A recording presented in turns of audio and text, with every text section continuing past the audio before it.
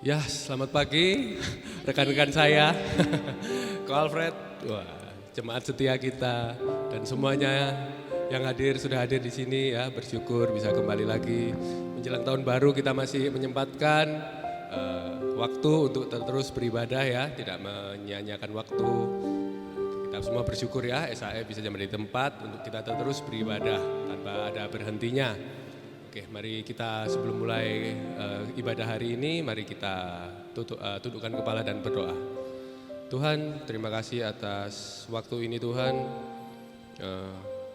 Kami bersyukur Tuhan, kami bisa Engkau berikan waktu yang berharga ini untuk kami sekali lagi mendekat kepadamu Tuhan. Mau mengerti apa isi hatimu dan mau merendahkan diri untuk tidak mementingkan kepentingan kami dan mementingkan apa isi hatimu Tuhan. Terima kasih Tuhan, Engkau sertai ibadah ini dari awal sampai akhir. Dan kami akan memulai puji-pujian ini, Engkau sertai kami Tuhan. Dalam nama Yesus kami akan memulai kebaktian ini. Amin.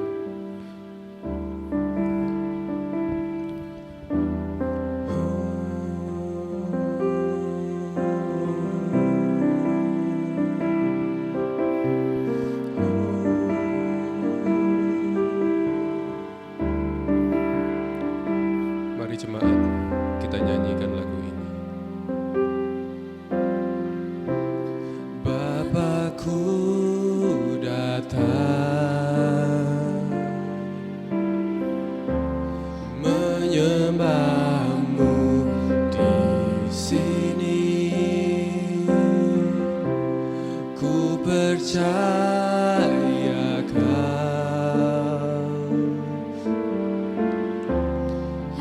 ada bagiku.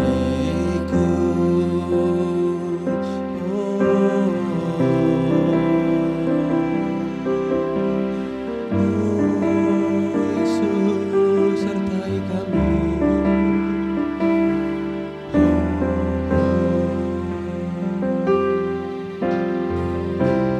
Bapakku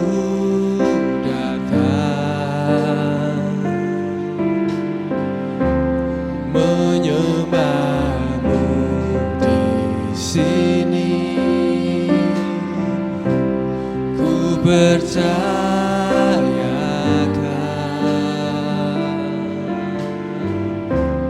ada bagiku. Tak usah ku takut, sebab Kau sertaku. Tak usah ku bimbang, Kau di dalamku. Tak usah ku cemas, Kau penghiburku. Saat ku lemah, Kau kuatku. Ku nyanyi haleluya.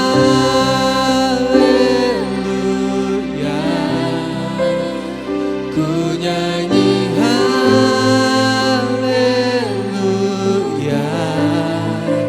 Sungguh Kau hebat, ajaib perkasa perbuatanmu.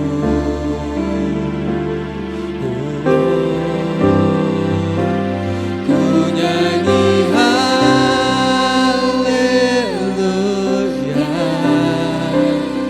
Ku nyanyi haleluya.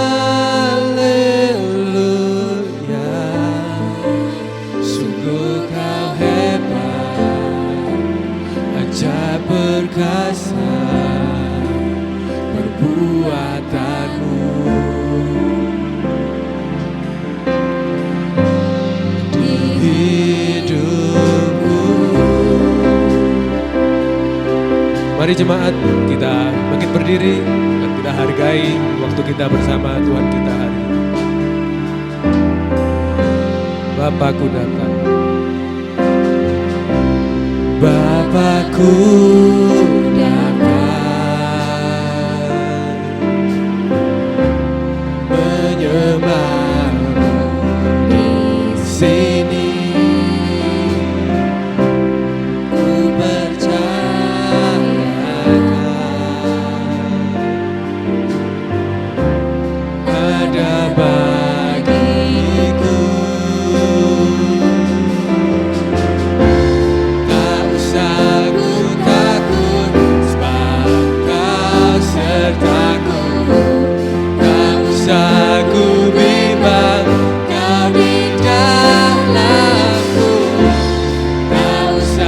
ku cemas, Kau penghiburku.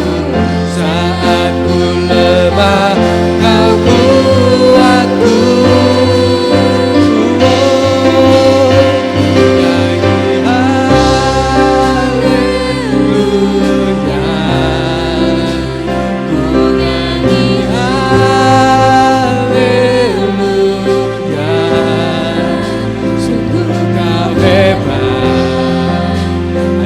Perkasa perbuatanmu,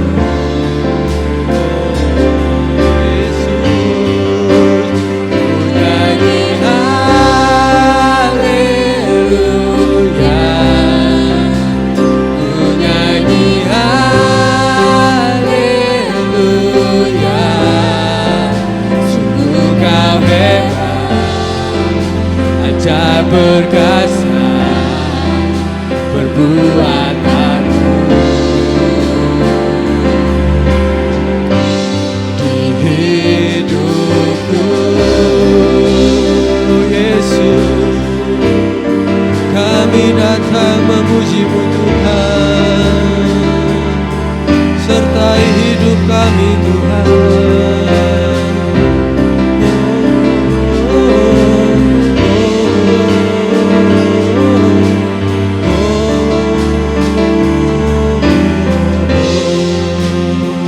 Tak usah ku takut, sebab Kau sertaku. Tak usah ku bimbang, Kau di dalamku.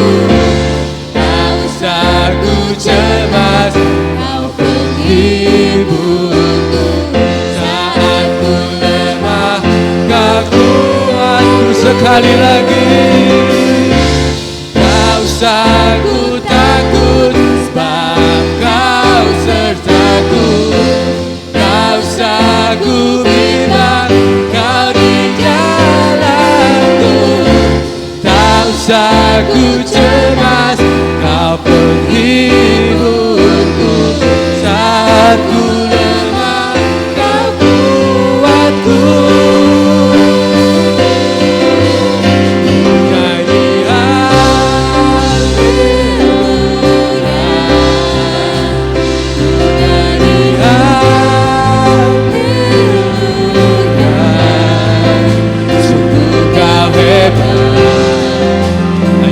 Perkasa perbuatanmu, oh Yesus. Ku nyanyi haleluya, ku nyanyi haleluya. Sungguh Kau hebat, ajaib perkasa perbuatanmu,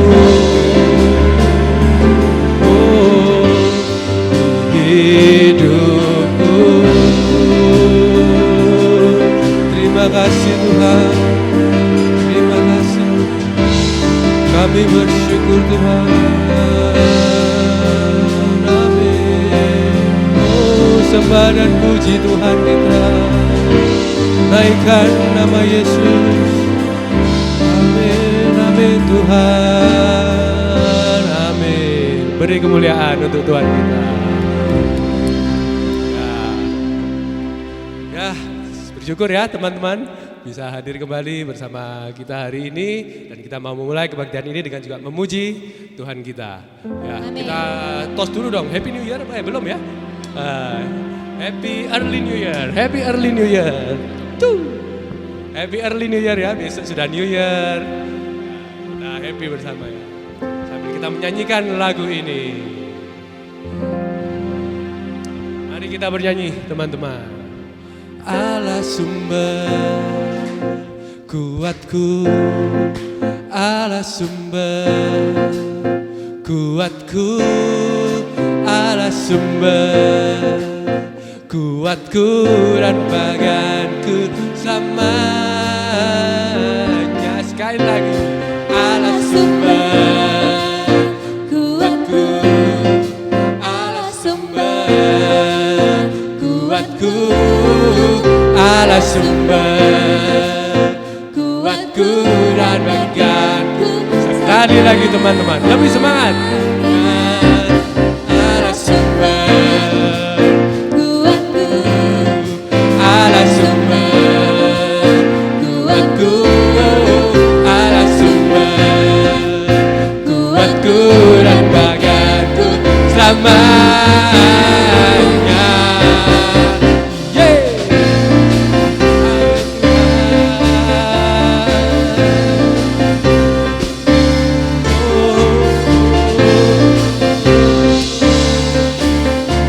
Katakan bersama-sama dengan iman, apa yang tak pernah dilihat mata, yang tak pernah didengar telinga, yang tak pernah timbul di dalam hati, semua disediakannya bagi yang mengasihi Dia. Lagi, apa yang tak pernah dilihat mata, yang tak pernah didengar telinga,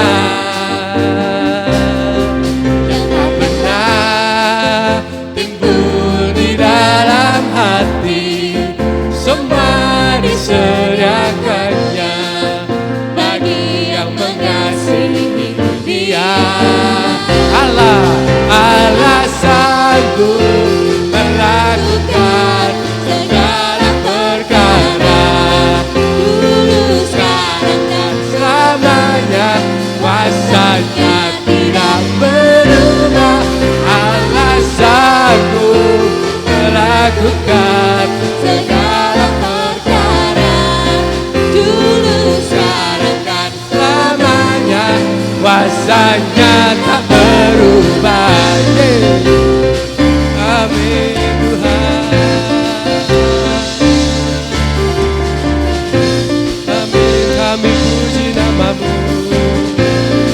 Lagi teman-teman, apa yang tak pernah dilihat mata, yang tak pernah didengar telinga,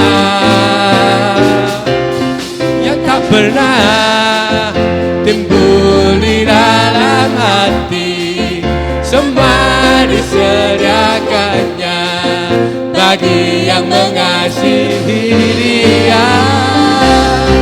Allah sanggup melakukan segala perkara, dulu, sekarang, dan selamanya. Kuasanya tidak berubah. Allah sanggup melakukan segala perkara, dulu, sekarang, dan selamanya. Kuasanya tak berubah.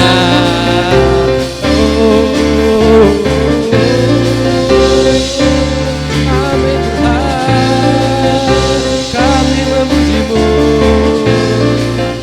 Katakan, Allah sanggup melakukan segala perkara, dulu, sekarang, dan selamanya. Kuasanya tidak berubah. Allah sanggup melakukan segala perkara, dulu, sekarang, dan selamanya. Kuasanya tak berubah. Oh, oh, oh. Allah sanggup melakukan segala perkara, dulu, sekarang, dan selamanya. Kuasanya tidak berubah. Allah sanggup melakukan segala perkara, dulu, sekarang, dan selamanya. Kuasanya tak berubah, dulu, sekarang, dan selamanya. Dulu, sekarang, dan selamanya.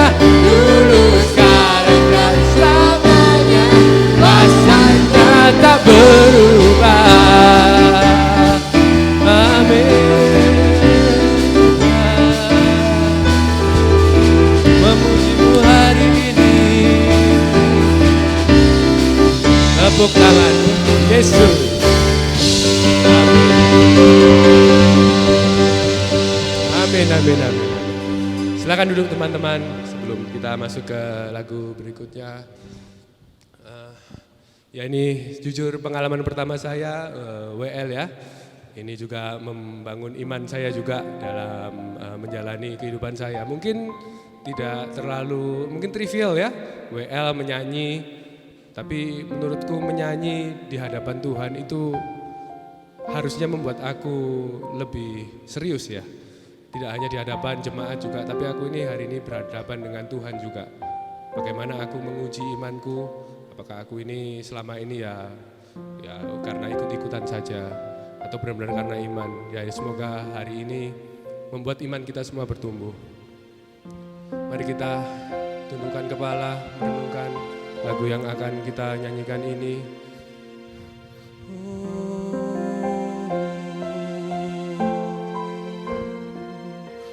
Penuhi hati kami Tuhan. Penuhi hatiku dengan hadir-Mu.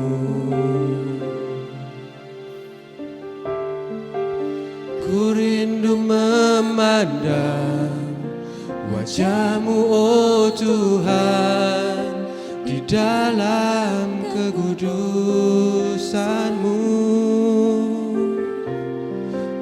Aku dekat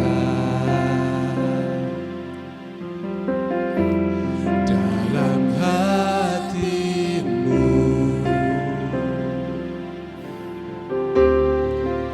Ku rindu mendengar suara-Mu, oh Tuhan, di tempat kudus-Mu sekarang.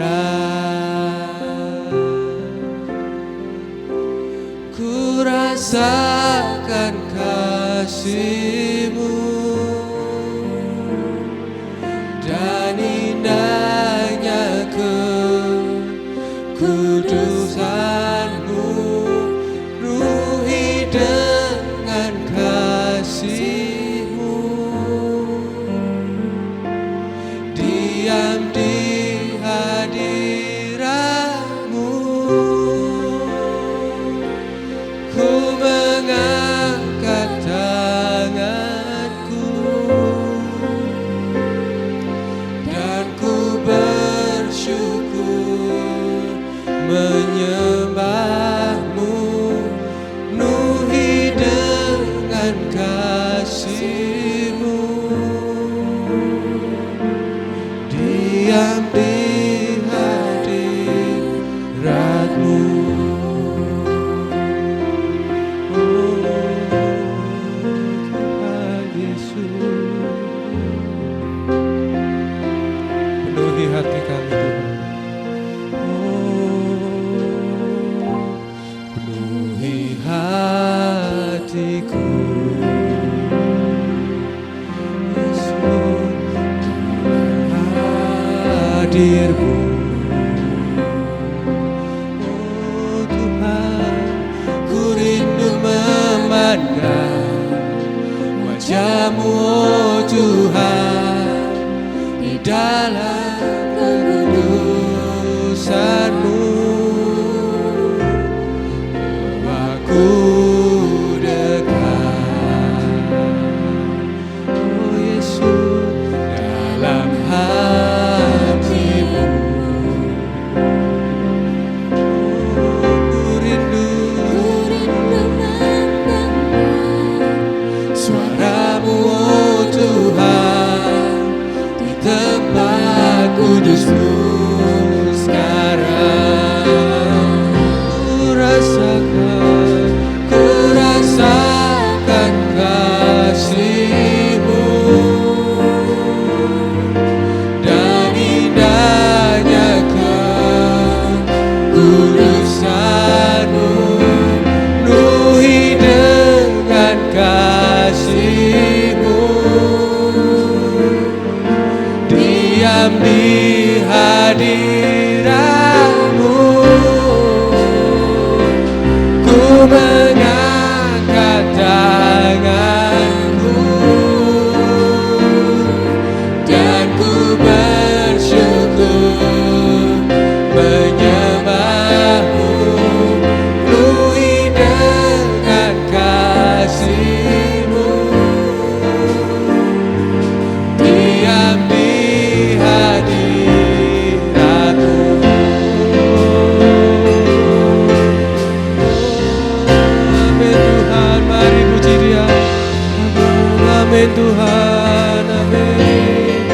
jemaat bangkit berdiri menyambut Dia, menyembah Dia bersama-sama. Oh, kami puji Engkau, layakkan kami Tuhan, ampuni dosa kami, kami sembah Yesus, Juru Selamat kami. Terima kasih Tuhan. Oh amin Tuhan, kami sembah Engkau.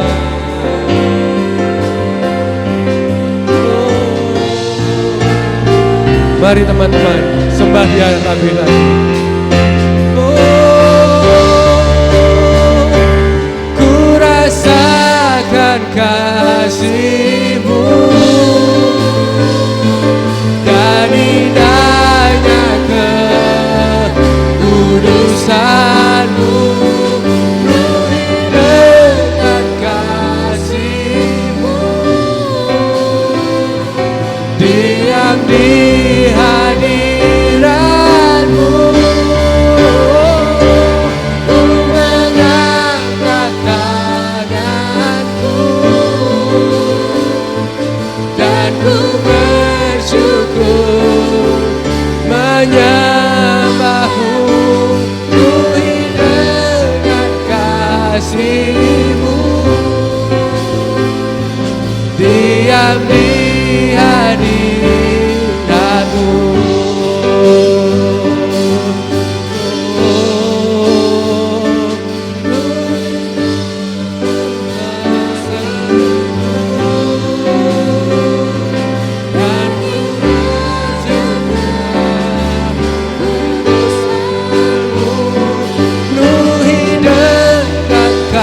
Kasih-Mu, diam di hadirat-Mu. Ku mengangkat tanganku dan ku bersyukur menyembah-Mu. Penuhi dengan kasih-Mu,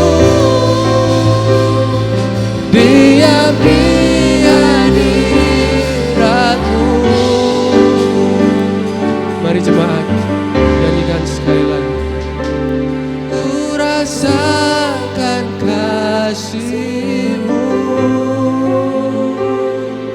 dan indahnya kekudusan-Mu, penuhi dengan kasih-Mu,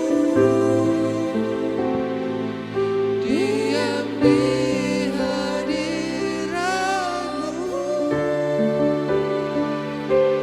Ku mengangkat tanganku, amin, dan ku bersyukur menyembah-Mu. Penuhi dengan kasih-Mu, diam di hadirat-Mu. Mari kita nyanyikan lagi teman-teman. Ku rasakan kasih-Mu dan indahnya kekudusan-Mu, penuhi dengan kasih-Mu, diam di hadirat-Mu. Ku mengangkat tanganku dan ku bersyukur menyembah-Mu. Penuhi dengan kasih-Mu, diam di hadirat-Mu, diam di hadirat-Mu.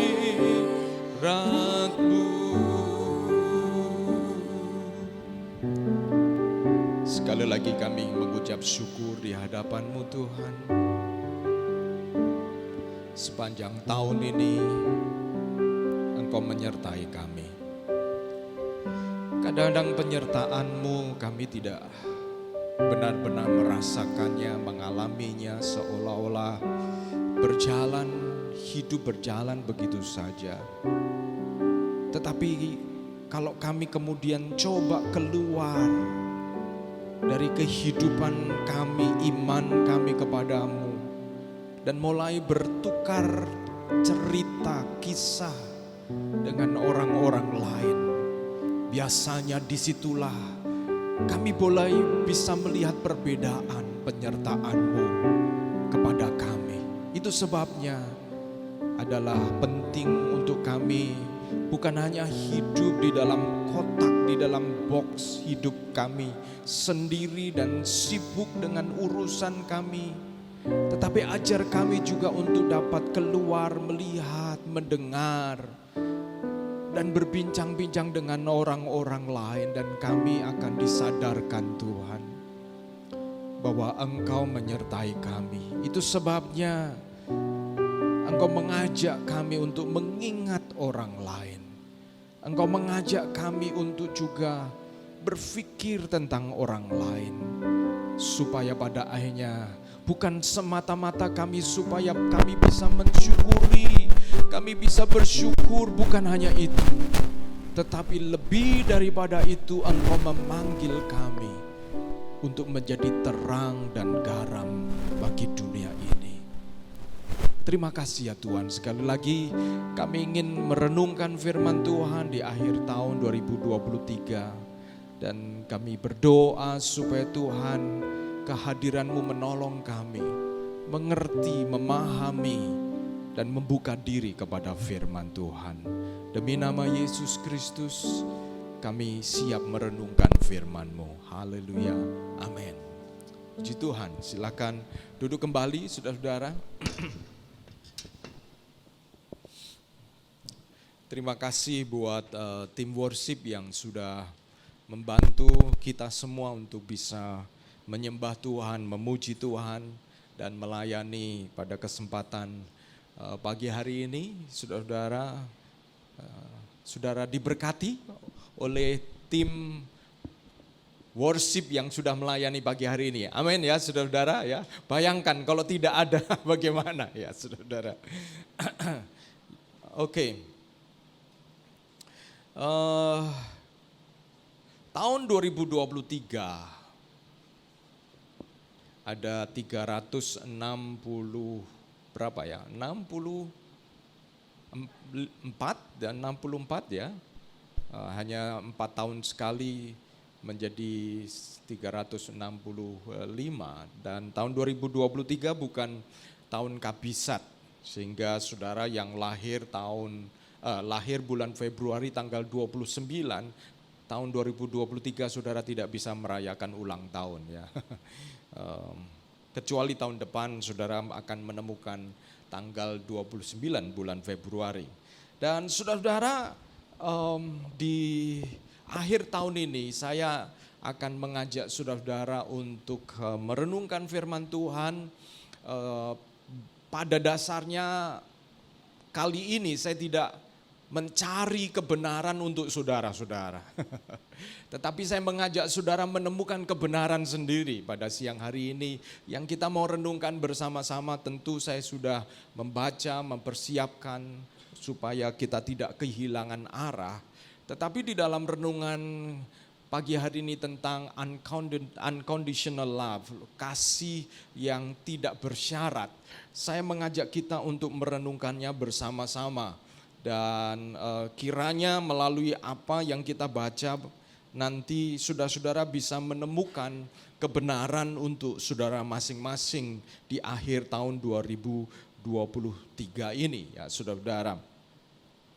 Dan saudara-saudara, saya mengajak kita langsung membuka di dalam Lukas pasal 15. Lukas pasal 15. Lukas 15 ayat yang pertama sampai yang ketiga, lalu dilanjutkan ayat 11 sampai 32. Lukas 15 ayat 1 sampai 3, lalu dilanjutkan ayat 11 sampai 32. Saudara-saudara, karena kali ini saya membayangkannya saudara-saudara bahwa renungan kali ini saudara akan berpartisipasi, ya, sifatnya interaktif begitu. Saya akan bacakan buat kita semuanya dan saudara-saudara menyimak, mendengarkan, tetapi saya ingin saudara-saudara masuk di dalam imajinasi saudara-saudara di mana perumpamaan ini diberikan. Jadi bayangkan saudara-saudara, kalau Lukas pasal 15 itu Yesus sudah terkenal ya saudara-saudara ya. Yesus sudah mulai dikenal, Yesus sudah menimbulkan kegelisahan, kegaduhan dari tokoh-tokoh agama. Karena apa yang dilakukan Yesus ini nggak mainstream lagi gitu ya. Jadi nggak seperti biasanya.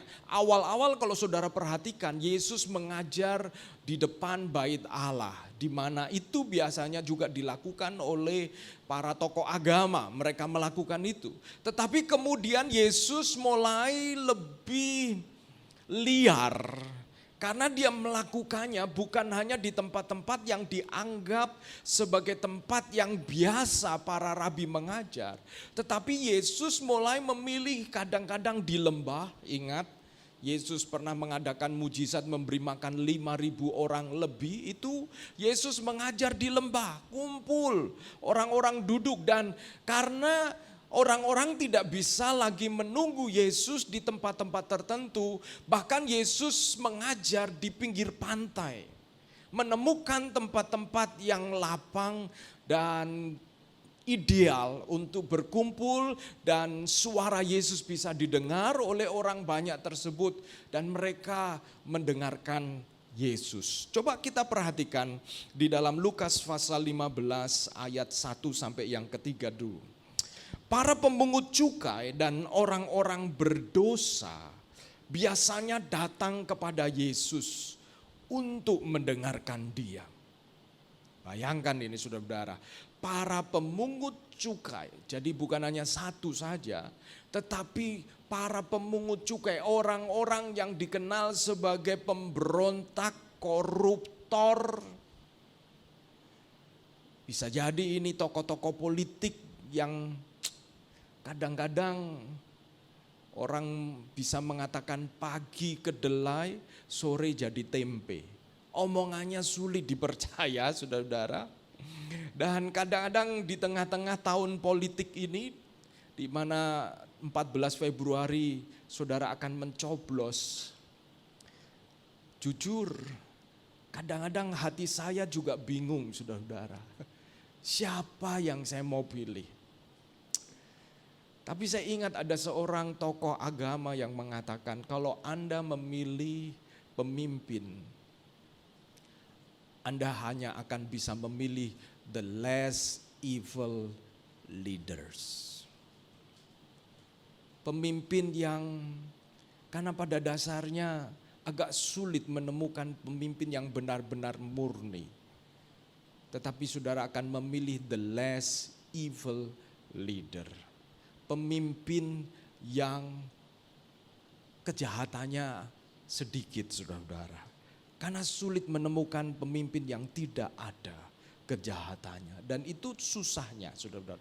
Di situ saudara-saudara kita membayangkan ini para pemungut cukai dan orang-orang berdosa, pelacur. Orang-orang yang berdosa pada zaman itu yang kalau kita angkat sekarang saudara-saudara bisa bayangkan orang-orang yang saudara anggap sebagai orang-orang yang bisa jadi kalau hari ini ada orang-orang yang saudara anggap jangan dekat-dekat mereka. Karena kalau saudara dekat-dekat mereka atau saudara bisa masuk ke Medaeng dan daftarkan semua jenis kejahatan yang ada di Medaeng yang ada di sana. Kadang-kadang mungkin kita hanya berpikir orang-orang yang di pinggir jalan, bertato dan lain sebagainya. Tetapi perhatikan di sini, orang-orang berdosa biasanya datang kepada Yesus untuk mendengarkan Dia. Maka bersungut-sungutlah orang-orang Farisi dan ahli-ahli Taurat, katanya, Ia menerima orang-orang berdosa dan makan bersama-sama dengan mereka. Lalu Yesus mengatakan perumpamaan ini kepada mereka. Ayat yang ke-11. Yesus berkata, ada seorang mempunyai 2 anak laki-laki. Kata yang bungsu kepada ayahnya, Bapa, berikanlah kepadaku bagian harta milik kita yang menjadi hakku. Lalu ayahnya membagi-bagikan harta kekayaan itu di antara mereka. Beberapa hari kemudian anak bungsu itu menjual seluruh bagiannya itu, lalu pergi ke negeri yang jauh. Di sana ia memboroskan harta miliknya itu dengan hidup berfoya-foya. Setelah dihabiskannya semuanya, timbullah bencana kelaparan di dalam negeri itu dan ia pun mulai melarat. Lalu ia pergi dan bekerja pada seorang majikan di negeri itu. Orang itu menyuruhnya ke ladang untuk menjaga babinya. Lalu ia ingin mengisi perutnya dengan ampas yang menjadi makanan babi itu. Tetapi tidak seorang pun yang memberikannya kepadanya. Lalu ia menyadari keadaannya, katanya, betapa banyaknya orang upahan Bapakku yang berlimpah-limpah makanannya, tetapi aku di sini mati kelaparan. Aku akan bangkit dan pergi kepada Bapakku dan berkata kepadanya, Bapa, aku telah berdosa terhadap sorga dan terhadap Bapa. Aku tidak layak lagi disebutkan anak Bapa. Jadikanlah aku sebagai salah seorang upahan Bapa. Maka bangkitlah ia dan pergi kepada bapaknya. Ketika ia masih jauh, ayahnya telah melihatnya. Lalu tergeraklah hatinya oleh belas kasihan. Ayahnya itu berlari mendapatkan dia, lalu merangkul dan mencium dia. Kata anaknya itu kepadanya, Bapa, aku telah berdosa terhadap sorga dan terhadap Bapa. Aku tidak layak lagi disebutkan anak Bapa. Tetapi ayah itu berkata kepada hamba-hambanya, lekaslah, bawa kemari jubah yang terbaik. Pakaikanlah itu kepadanya dan kenakanlah cincin pada jarinya dan sepatu pada kakinya. Saudara perhatikan kalimat anak bungsu ini yang dia telah rangkai persiapkan sebelumnya dengan mengatakan, Bapa, aku telah berdosa kepada Bapa dan surga. Dan kemudian ada kalimat, aku tidak layak menjadi anakmu. Dan oleh karena itu jadikanlah aku sebagai hambamu. Kalimat terakhir tidak sempat diucapkan anak bungsu ini karena dipotong oleh Bapa dengan mengatakan, lekaslah hambaku, bawalah pakaian dan kenakan cincin kepada anakku dan potong lembu yang gemuk. Jadi kalimat dari anak bungsu ini tidak lengkap, dipotong oleh sang ayah. Dan ayah kemudian mengatakan begini, dan ambillah anak lembu tambun itu, sembelilah dia dan marilah kita makan dan bersukacita. Sebab anakku ini telah mati dan menjadi hidup kembali. Ia telah hilang dan didapat kembali. Maka mulailah mereka bersukaria.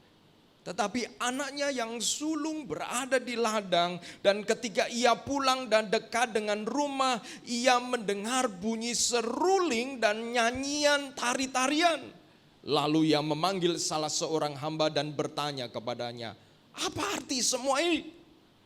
Jawab hamba itu, "Adikmu telah kembali dan ayahmu telah menyembelih anak lembu tambun karena ia mendapatkan kembali dengan sehat. Maka marahlah anak sulung itu dan ia tidak mau masuk. Lalu ayahnya keluar dan berbicara dengan dia. Tetapi ia menjawab ayahnya, katanya, telah bertahun-tahun aku melayani Bapa dan belum pernah aku melanggar perintah Bapa. Tetapi kepadaku belum pernah Bapa memberikan seekor anak kambing pun untuk bersukacita dengan sahabat-sahabatku. Tetapi baru saja datang anak Bapa yang telah memboroskan harta kekayaan Bapa bersama dengan pelacur-pelacur. Maka Bapa menyembelih anak lembu tambun itu untuk dia. Sungguh keterlaluan. Lalu kata ayahnya kepada anaknya, "Anakku, engkau selalu bersama-sama dengan aku, dan segala kepunyaanku adalah kepunyaanmu. Kita patut bersukacita dan bergembira karena adikmu telah mati dan menjadi hidup kembali. Ia telah hilang dan didapat kembali." Saudara, Yesus menjawab komplain dari orang Farisi ahli Taurat dengan cerita. Tapi saudara-saudara, waktu saya membaca cerita ini berulang-ulang kali untuk memahami hati Yesus. Memahami apa yang Yesus ingin sampaikan sebagai hati Bapa. Bapa saudara dan Bapa saya di surga. Dan kesempatan pagi hari ini saya mengajak saudara-saudara untuk menjawab beberapa pertanyaan melalui kisah ini. Menurut saudara-saudara, dari kisah ini ada beberapa hal yang saudara-saudara, apa sih kesalahan dari anak bungsu ini? Kita mau explore bersama-sama ya. Anak bungsu ini apa kesalahannya? Menurut saudara-saudara, kalau saudara-saudara menempatkan diri sebagai bapak, sebagai kepala keluarga yang punya 2 anak ini, apa sih kesalahan dari anak bungsu ini, saudara-saudara? Apa kesalahannya? Apa? Ya? Ya, oke. Berpikir pendek. Saudara, saya pikir anak bungsu ini sudah berhitung nih ya. Berhitung. Dan dia meminta supaya bagian dia diberikan. Dan dia pergi ke tempat yang terjauh. Dikatakan di sini dia pergi ke negeri asing dan ditemukan pada waktu itu ke negeri yang mungkin bapaknya tidak punya akses lagi. Saudara, saya membayangkan jenis yang muncul dari anak bungsu ini. Ingat bahwa pada Lukas pasal 15 ayat 1 dikatakan biasanya para pemungut cukai dan orang berdosa mendengarkan Yesus. Para pemungut cukai dan orang berdosa mendengarkan Yesus. Kira-kira anak bungsu ini menggambarkan siapa, saudara-saudara? Di sini. Para pemungut cukai dan orang-orang berdosa. Mereka yang menjengkelkan. mereka yang, saudara-saudara, kalau kita sudah cukup hidup lama sebagai orang Kristen, di mana list kontak kita itu teman-teman Kristen juga, ya. Jarang kumpul lagi dengan orang-orang yang mungkin termasuk kategori pemungut cukai dan orang-orang berdosa. Biasanya kita ini punya kecenderungan untuk menjadi alergi, ya saudara-saudara, ya. Kita menjadi tidak nyaman, kita menjadi salah tingkah. Saya merenungkan, saudara-saudara, ya. Apa sih yang Tuhan harapkan dari kita gitu ya? Ketika memikirkan tentang orang-orang ini. Orang-orang yang ternyata Yesus dekat dengan mereka. Kita mengatakan, I want to be like Jesus. Tapi di tahun 2023 ini saya merenungkan, apakah sikap saya adalah sikap yang membuat saudara-saudara kita ini model pemungut cukai, orang-orang berdosa merasa nyaman dengan saya. Saya, saudara-saudara, mulai terpikir begitu ya, mulai terpikir dari kisah ini. Saudara-saudara, kira-kira hati kita apakah benar-benar sudah memahami hati Bapa yang seperti itu? Di mana Yesus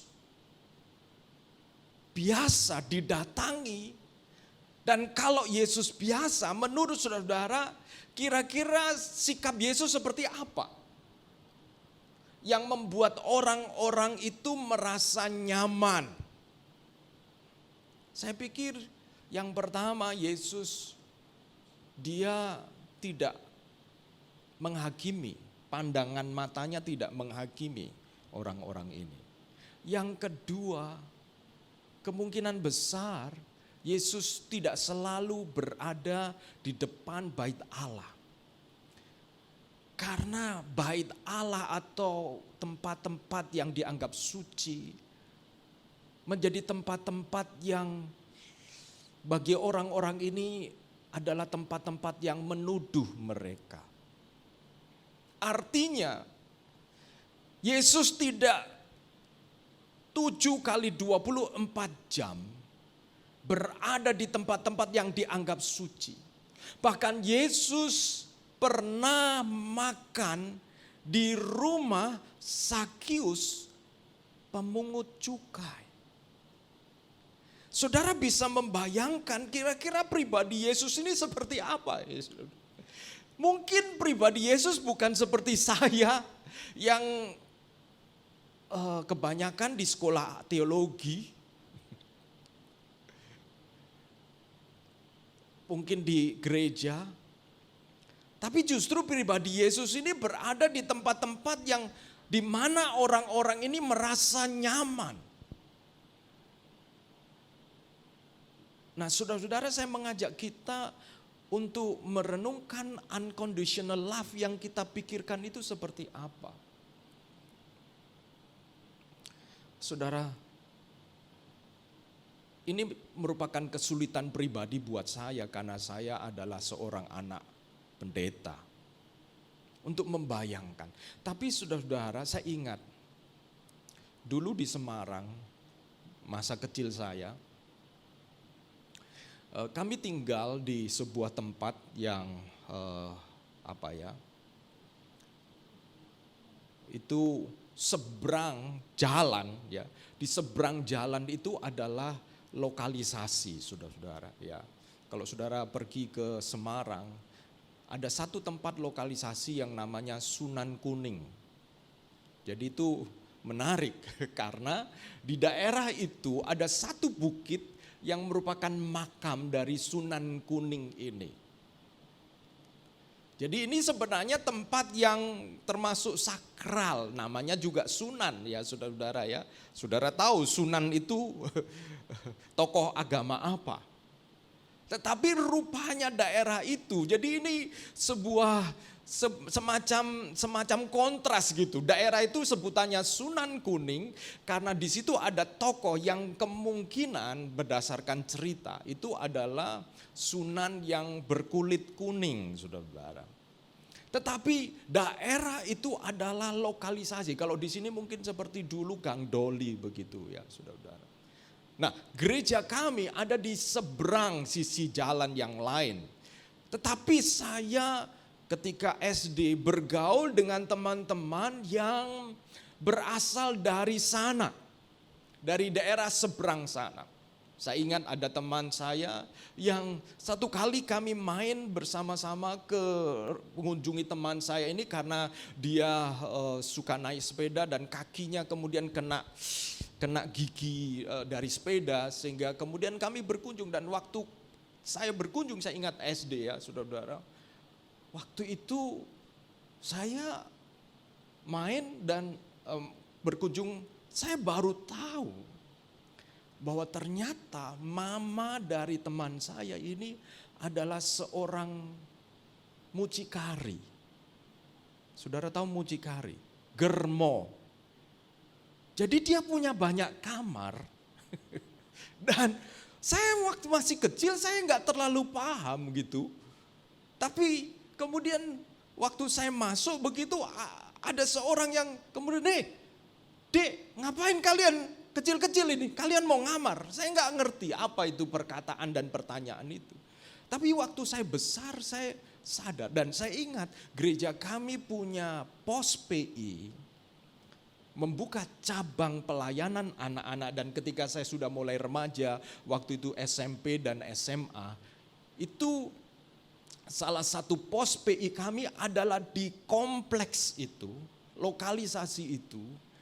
Dan memang kami baru sadar waktu saya SMA, karena anak sekolah minggu kami, dari satu orang tua, saudara-saudara. Ini satu saudara kandung. Tapi muka dan warnanya beda-beda.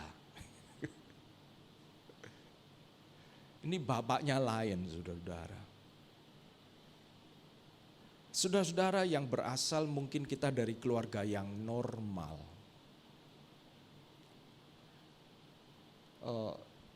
Mungkin saudara ada pengalaman-pengalaman gelap, saya tidak tahu ya. Tapi pembacaan saya dengan Lukas 15 ini mengingatkan pengalaman saya pada masa kecil dan remaja. Mungkin Yesus keluyuran ke daerah itu. Saya ingat sekali bersama dengan teman-teman SD saya, kami pergi dan namanya anak-anak saudara-saudara ya. Itu kami kadang-kadang main dan menemukan alat suntik bersama dengan jarumnya itu di tempat-tempat pembuangan sampah. Kami bersama dengan teman-teman biasanya dengan ketapel cari burung keluyuran begitu ya saudara-saudara. Dan kami menemukan itu dan kami kumpulkan, kami cuci, kami kemudian main-main. Dan saudara tahu mengapa ada?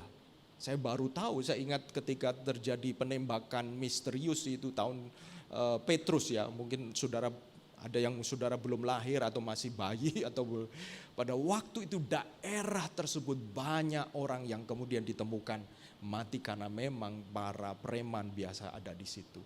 Tapi saudara yang saya ingin sampaikan, Yesus buat orang-orang seperti itu menjadi pribadi yang mudah didekati dan didatangi. Maksud saya adalah kalau kita benar-benar menyembah Yesus yang ada di dalam Lukas 15 yang mengatakan menunjukkan hati Bapa yang seperti itu. Saudara-saudara, kira-kira dosa seperti apa yang tidak akan diampuni oleh Bapa yang seperti itu? yang pertama.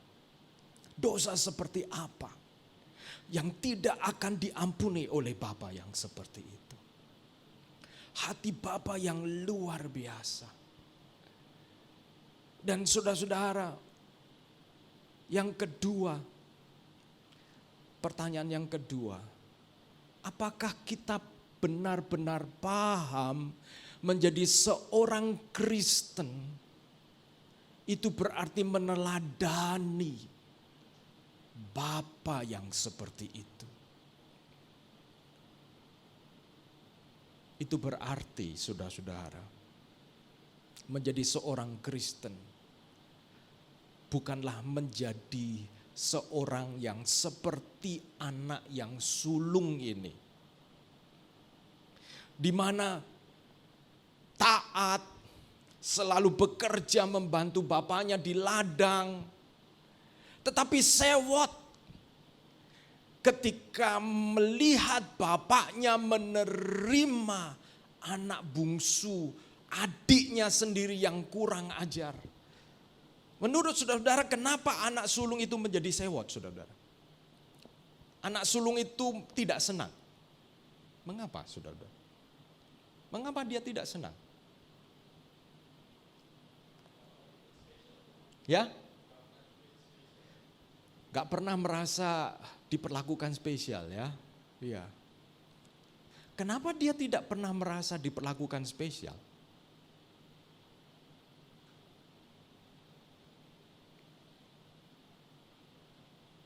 Kenapa? Karena dia belum tahu rencana utuh papanya, ya. Kok bisa ngomong begitu kira-kira?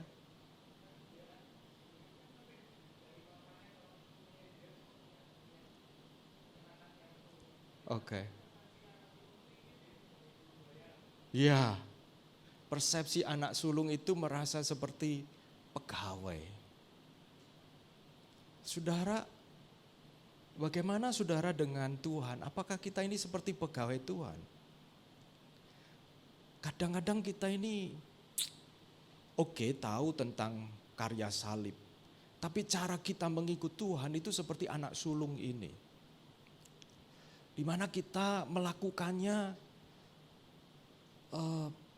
tidak merasa sebagai anak yang spesial begitu, ya. Kayak kita earn gitu, kayak kita berusaha memperoleh jasa dari Tuhan. Dengan cara melakukan yang baik, yang benar. Oleh karena yaitu seperti hukum begitu. Sehingga kita menjadi tidak suka atau kita sulit memahami ketika Bapa menerima orang-orang berdosa. Atau sebaliknya kita juga tidak bisa atau belum bisa menerima orang-orang berdosa seperti itu. Nah, saudara-saudara, kenapa saya ingin sampaikan ini? Unconditional love menurut saya bukan hanya kita perlu paham di sini. Tapi pertanyaannya, sudahkah kita menerima unconditional love? Dan pada akhirnya kemudian kita melakukannya. Berapa lama sih saudara dan saya akan hidup di dunia ini?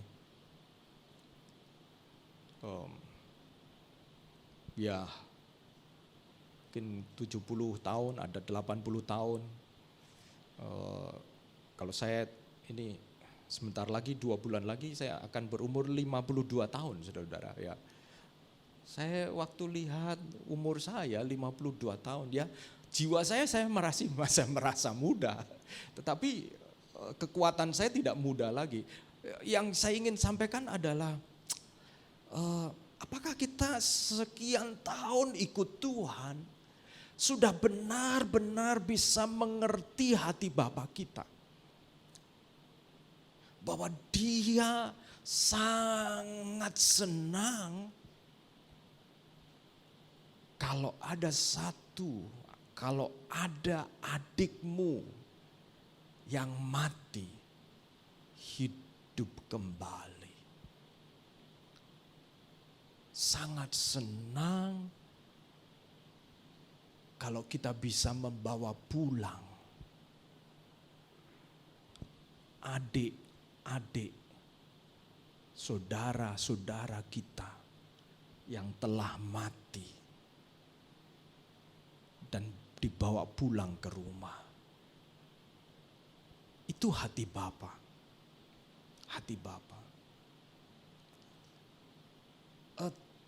Jadi tidak karena ingin menambah jumlah jemaat.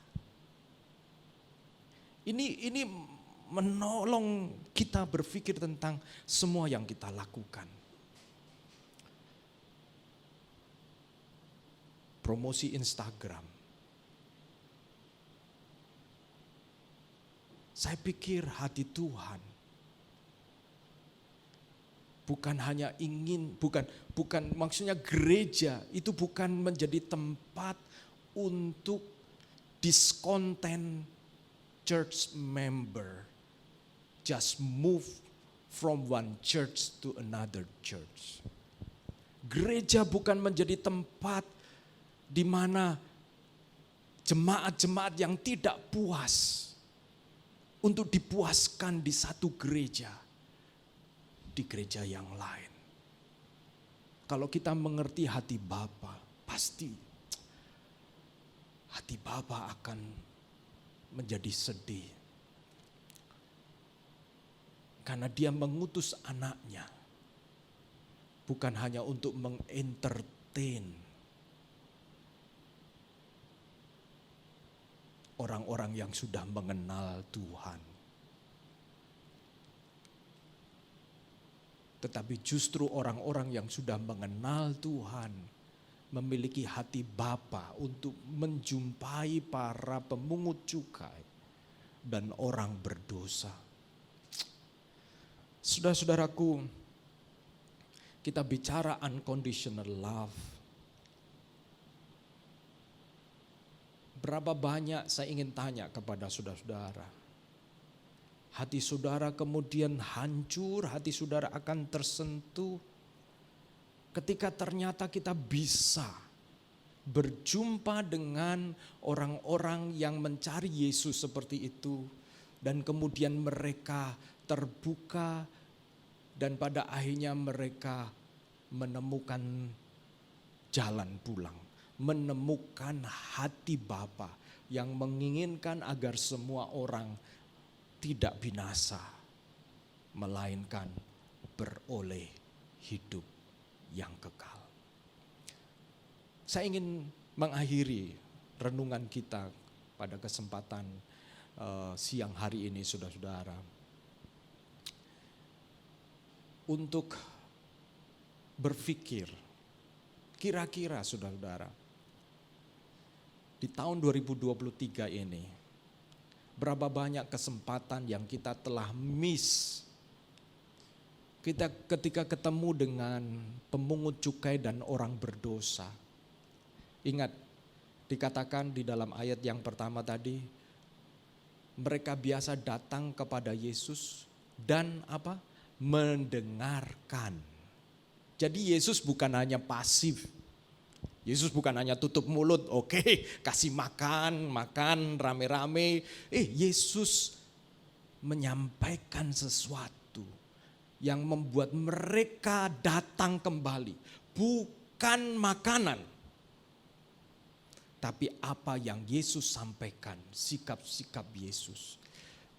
Saudara-saudara, kira-kira di tahun 2023, adakah pengalaman-pengalaman di mana saudara-saudara ada kesempatan untuk berjumpa dengan orang-orang seperti ini? Dan kira-kira apa yang saudara lakukan? Yang kedua, pertolongan Tuhan yang seperti apa yang saudara alami, yang itu bisa menjadi cerita kepada orang-orang lain. Betapa Tuhan yang kita sembah dan kita layani, itu adalah Tuhan yang harus diperkenalkan kepada orang-orang lain. Itu saudara-saudara, saya berpikir tadi akan bagi kelompok, ternyata ya jumlahnya nggak perlu bagi kelompok ya saudara. Tapi saya mengajak kita di akhir 2023 ini bersaksi mungkin ya saudara-saudara, kita sharing sebagai keluarga. Adakah pengalaman saudara-saudara ketemu dengan orang-orang seperti ini? Bukan untuk kita bribe kita bukan bribe ya. Kita seperti membanggakan diri, tetapi di dalam renungan kita tentang bangga kepada Tuhan kita yang seperti menaruh hati beban di dalam hati kita untuk bisa mengasihi. Itu mungkin pengalaman pertama. Apakah pernah saudara-saudara ketemu orang-orang yang saudara tidak expect, tapi pada akhirnya saudara bercerita kepada mereka dan kemudian saudara menemukan respon mereka, ya seperti yang ya tentu ini bukan orang-orang Kristen saudara-saudara. Saya sampaikan bukan orang-orang Kristen ya. Karena di dalam kisah ini Yesus tidak bercerita kepada orang Farisi dan ahli Taurat. Justru orang-orang ini yang mengatakan, apa sih itu? Uang kok dibuang-buang untuk itu? Hah, kenapa bukan untuk bangun gereja aja? Ngapain itu? Kenapa kumpulkan orang-orang seperti? Saudara-saudara jujur, kadang-kadang pergaulan saya bersama dengan orang-orang yang selalu berbau harum, ya, kita semua suka ya. Tiba-tiba encounter dengan mereka yang baunya enggak harum saudara-saudara. Yang itu kenapa saya kadang-kadang memilih naik bis dan bukan patas. Supaya jiwa saya ini masih bisa merasakan, ngobrol dengan orang-orang yang bisa jadi bukan orang-orang yang saya biasa temui. Dan itu baik untuk menolong kita tetap memiliki jiwa seperti Bapa kita di surga, unconditional love. KTB. Mari kita akhiri, kita berdoa bersama-sama.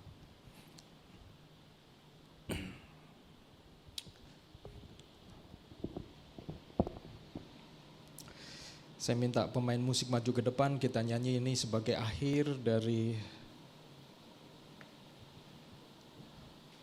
kesaksian. Saya yakin ada di antara saudara-saudara yang mungkin juga punya kesaksian. Tapi mari kita serahkan bersama-sama apa yang sudah terjadi di tahun 2023. Dan kita menyerahkan tahun 2024 ke dalam tangan Tuhan.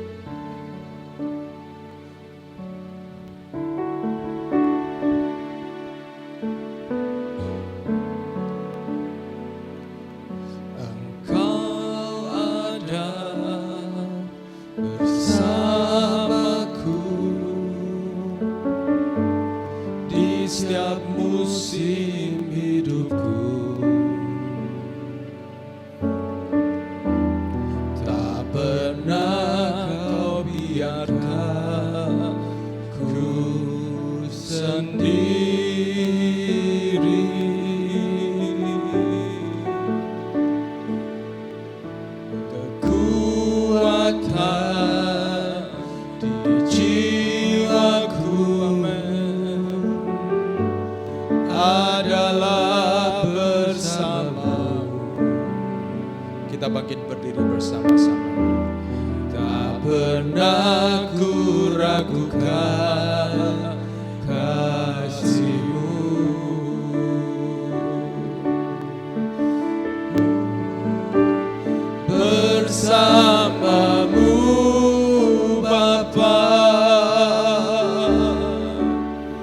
ku lewati semua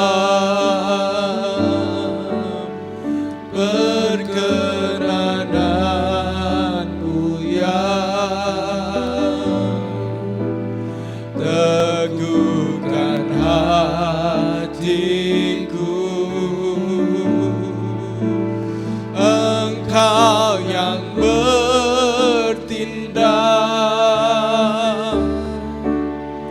memberi pertolongan, anugerah-Mu besar melimpah bagiku.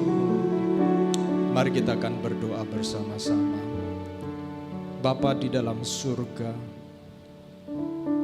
Engkau mengenal di tahun 2023 semua yang kami alami. Bisa jadi kami tidak bisa bercerita, karena itu sesuatu yang konfidensial. Tetapi Tuhan, Engkau tahu, Engkau mengerti apa yang kami alami, apa yang kami rasakan. Tuhan, Engkau tolong kami. Engkau Bapa yang baik, yang Kau telah tunjukkan kepada anak yang sulung maupun kepada anak yang bungsu, bahwa bagimu yang utama adalah ketika kami tetap hidup mengandalkan Tuhan, kembali kepada Bapa. Tuhan, Engkau tahu setiap kami masing-masing.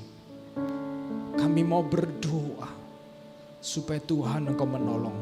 Kalau masih ada sisa-sisa pergumulan dari 2023 yang kemungkinan kami akan hadapi di tahun yang akan datang, biarlah Tuhan memberikan kekuatan. Engkau bukakan tingkap-tingkap di langit untuk mencurahkan berkat-Mu. Untuk setiap kesulitan yang kami hadapi, biarlah Tuhan Engkau menyatakan berkat-Mu. Kami membutuhkan Engkau Bapa yang baik. Kami juga berdoa supaya Tuhan Engkau menolong di antara kami masing-masing. Engkau tahu mungkin ada kegelisahan dengan masa depan kami, Engkau tahu dan Engkau mengenal itu. Tapi biarlah kami mengalami Engkau, mengalami Tuhan. Dan ini akan menjadi cerita, kisah, kesaksian unconditional love yang kami alami, yang kami bisa ceritakan kepada orang-orang lain. Terima kasih ya Tuhan. Dan biarlah Tuhan memberkati jemaat-Mu SAF ini Tuhan. Engkau menolong kami untuk menjadi keluarga di dalam Tuhan, yang saling menguatkan, saling mendukung, dan saling menolong satu dengan yang lain. Dan ketika kami terbuka satu dengan yang lain, kami tidak merasa terancam, kami tidak merasa dihakimi. Karena ketika kami belajar terbuka, Tuhan tahu bahwa keterbukaan ini bisa menjadi berkat buat orang lain, menguatkan orang-orang lain. Terima kasih ya Tuhan, Kau menolong kami masing-masing. Dan di dalam nama Yesus kami berdoa. Amin. Silakan duduk kembali.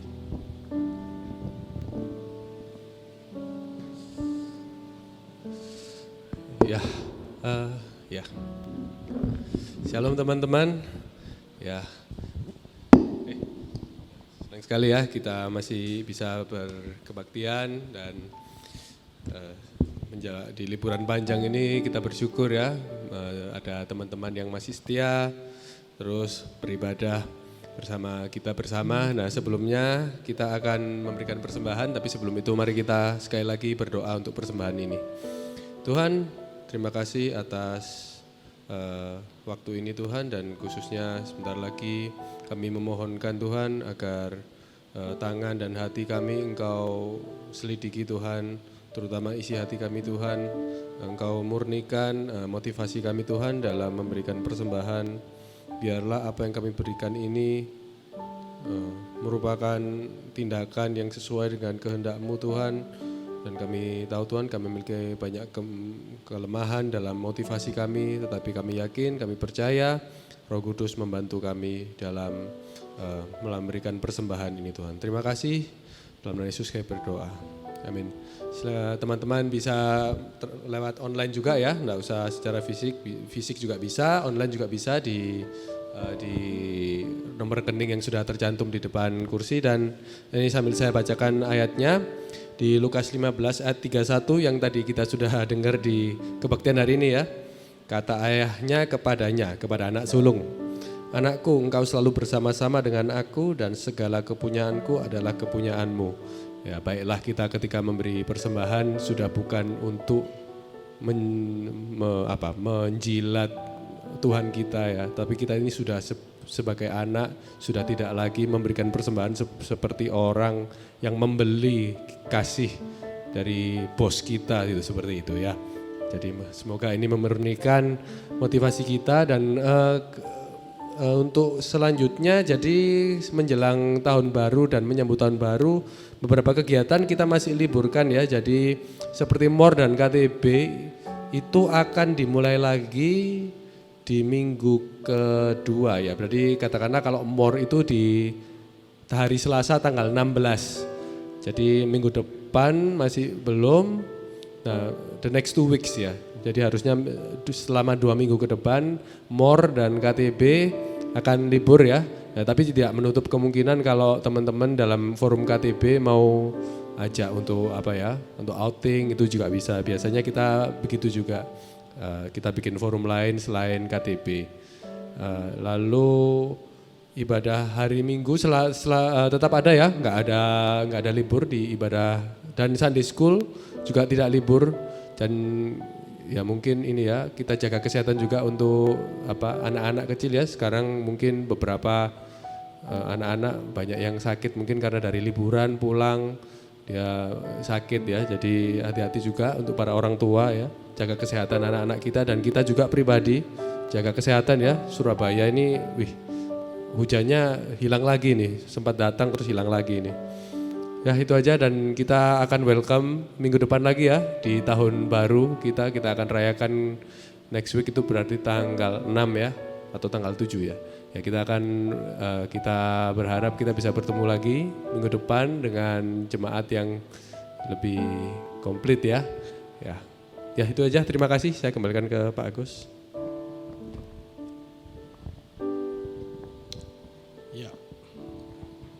Baik, kita akan akhiri saudara-saudara di akhir tahun 2021. Kok pas hari Minggu tanggal 31 ya. Kita bersyukur bersama-sama, dan saudara-saudara, saya mengikuti perjalanan sebagian hidup dari saudara-saudara, mulai dari single, punya anak, ada pekerjaan, ada tantangan saudara-saudara, dan secara pribadi kadang-kadang saya terus terang saya merasa bahwa saya belum memberikan yang terbaik ya, karena saya merasa ada tanggung jawab menjadi ketua sekolah gitu ya saudara-saudara. Kadang-kadang ini muncul dalam pikiran saya sebuah beban gitu ya, sebuah beban, dan saya merasa Tuhan baik. Tuhan memberikan jemaat-jemaat yang setia. Saya bersyukur untuk itu. Jadi saya ketika saudara mengalami pergumulan, kami memang kadang-kadang mengalami kesulitan waktu ya, tapi kami selalu mendoakan saudara-saudara, dan ketika saudara melewati masa-masa sulit itu dan saudara tetap ada di dalam Tuhan, itu sebuah kebahagiaan tersendiri. Dan di akhir tahun 2023 ini saudara-saudara, saya kadang-kadang saya merasa overwhelmed gitu ya saudara, karena tanggung jawab. Saya baru saja dipilih juga menjadi direktur departemen pendidikan pelayan Injil. Jadi saya membawai ada 12 sekolah teologi yang ada di Indonesia. Kadang-kadang saya merasa Tuhan, tapi ketika saudara setia, saudara mendedikasikan diri untuk pelayanan, saya tahu tanpa pamrih, itu menguatkan. Saya tidak tahu sampai kapan saya bisa melayani di SHF, tapi saya diberkati oleh kesetiaan saudara-saudara, oleh kesungguhan saudara-saudara. Ya, saya bersyukur untuk itu. Itu yang saya ingin sampaikan di akhir tahun ini. Dan saya merasa Tuhan memperhatikan gereja kita. Sekolah minggu Tuhan kirimkan mahasiswa untuk membantu, termasuk saudara-saudara. Kadang-kadang saya ada kerinduan, mimpi yang besar, tapi seperti tangan ini sudah penuh ya. Dan tapi saudara-saudara, kesungguhan saudara-saudara itu memberikan penghiburan, memberikan kekuatan. Mari kita bersama-sama melayani Tuhan sampai Tuhan datang. Saudara melakukan tugas masing-masing, kepala keluarga, ibu rumah tangga, apapun itu, di dalam kasih kepada Tuhan. Saya percaya Tuhan akan tolong saudara-saudara dan Tuhan berkati saudara. Itu saja. Ya minta maaf emosional. Tapi itu kadang-kadang saya merasa ada perasaan bersalah gitu ya, karena tugas. Sometimes I just want to give up gitu. Saya ingin menyerah gitu karena tapi saudara memberikan penghiburan tanpa saudara sadari, memberikan kekuatan ketika saudara bisa melewati masa-masa sulit dan saudara tetap memandang kepada Tuhan. Itu sebuah penghiburan, kekuatan. Terima kasih untuk itu. Mari kita akan akhiri menyerahkan tahun 2023 yang kita akan lewati. Biarlah Tuhan menolong kita apapun yang kita sudah lewati di tahun ini. Dan menyerahkan tahun 2024 yang kita akan jalani. Biarlah Tuhan menyatakan penyertaan-Nya.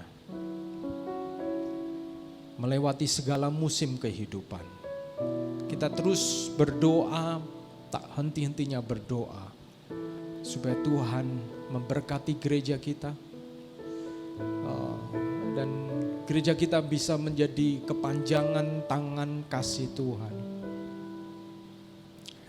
Dan biarlah Tuhan menyatakan diri-Nya, menyatakan berkat-Nya. Mari kita akan berdoa bersama-sama. Haleluya, haleluya. Mari kita akan bersyukur saudara-saudara. Bersyukur, naikkan syukur buat apapun yang Tuhan sudah kerjakan di tahun 2023 ini. Penuhi hati kita dengan rasa syukur itu. Tuhan, kami mengucap syukur ya Tuhan di akhir 2023 ini Tuhan. Kami bersyukur hari ini ibadah masih bisa dilangsungkan. Walaupun ada banyak teman-teman kami yang mereka ada di tempat-tempat lain bersama dengan keluarga mereka merayakan dan mengakhiri tahun ini. Tapi Tuhan, kami bersyukur juga ada saudara-saudara kami yang hadir di rumah-Mu. Bersyukur buat para pelayan Tuhan yang setia. Biarlah Tuhan hamba-Mu berdoa Engkau tidak pernah berhutang. Engkau berkati orang-orang yang setia ini. Juga bersyukur buat jemaat Tuhan yang hadir. Kami mau berdoa kesulitan apapun dalam hidup mereka, biarlah mereka mengalami pertolongan Tuhan, mengalami kebaikan Tuhan yang Engkau telah demonstrasikan kepada anak yang sulung maupun anak yang bungsu ini Tuhan. Biarlah kami mengalami unconditional love, bukan hanya di dalam salvation, di dalam keselamatan, tetapi mengalami kasih yang tak bersyarat itu di dalam pergumulan kami, kesulitan, tantangan kami setiap hari ya Tuhan. Dan kami berkemenangan di dalam Engkau karena Engkau punya tujuan untuk pada akhirnya kasih yang tak bersyarat itu kami juga bagikan kepada orang-orang lain. Kami mendengar bagaimana kerugian lepas kerugian yang dialami oleh jemaat-Mu, oleh karena belajar untuk percaya bahwa Tuhan Engkau sanggup mengirimkan berkat dari tempat yang lain.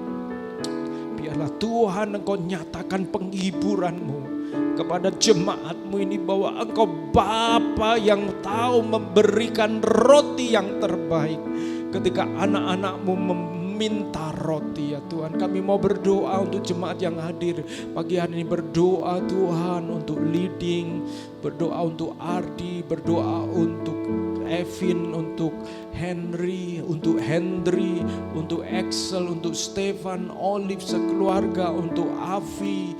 Tuhan, kiranya Tuhan Kau memberkati juga Tuhan untuk Alfred. Tuhan Engkau berkati juga Tuhan semua, untuk M-Tan Tuhan, dan untuk jemaat-jemaat-Mu yang hari ini tidak hadir dimanapun mereka berada. Tuhan Engkau berkati Tuhan. Terima kasih ya Tuhan. Dan Engkau juga pakai kami masing-masing ya Tuhan. Pakai kami, pakai hamba-Mu Ibu Lili sebagai gembala di tempat ini. Dengan segala keterbatasan kami. Tapi biarlah kemurahan-Mu saja yang memampukan setiap kami melayani Engkau.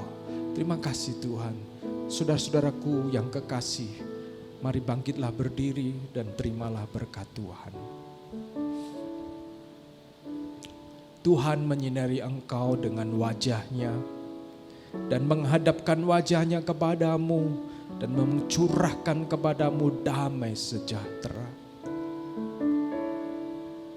Diberkatilah usahamu, diberkatilah rumah tanggamu, dan diberkatilah hubungan-hubunganmu. Diberkatilah rumah di mana engkau tinggal bersama dengan keluargamu. Karena di mana Tuhan menaruh engkau di rumah itu, biarlah Tuhan hadir bersama dengan engkau, memakai engkau menjadi berkat. Juga diberkatilah masa depanmu, dan diberkatilah rencana-rencanamu di tahun yang akan datang. Biarlah Tuhan akan menjadikan engkau sebagai kepanjangan tangan kasih Tuhan. Biarlah damai sejahtera Allah Bapa, kasih sayang dari Tuhan Yesus Kristus, dan penghiburan oleh karena Roh Kudus menyertai saudara dan saya sampai Maranatha, Yesus datang kali yang kedua. Amin. Jadikan aku indah yang kau pandang mulia, seturut karyamu di dalam hidupku. Ajarku berharap hanya kepadamu, taat dan setia kepadamu Tuhan. Jadikan aku indah yang kau pandang mulia, seturut karyamu di dalam hidupku. Ajarku berharap hanya kepadamu, setia, Ta'adan setia, Ta'adan setia kepadamu Tuhan.